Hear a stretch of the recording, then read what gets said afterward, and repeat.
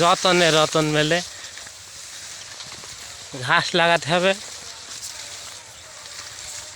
বিশেষ করে শুকনো সময় কার্তিক মাস থেকে বৈশাখ মাস পর্যন্ত।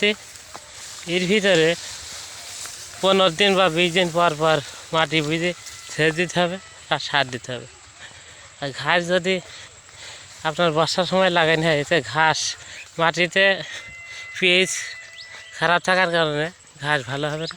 এই যে আমার এই জমিটা, ঘাসটা মূলত আজও সেচ দেওয়া হয়নি, কিন্তু মাটি ফাইটি চৈচির হয়ে গেছে।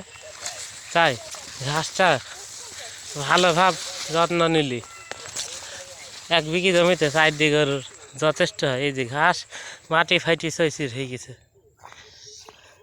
তাই এই জমিতে সেচ দেওয়া উপযুক্ত সময় পার হয়ে যাচ্ছে।